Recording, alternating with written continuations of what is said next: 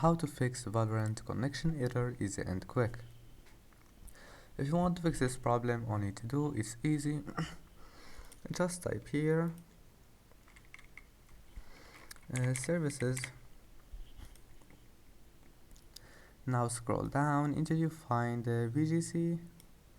Right click on VGC and then click properties, and after that just make it here automatic and then click apply and OK. After that just go to here virus and threat protection and then manage settings. Now turn off real-time protection, click yes. And then just try to launch Valorant and you will find that your problem is fixed, and if that doesn't fix it, just turn it on again and then restart your PC and try again, and your problem must be fixed, and see you in the next video.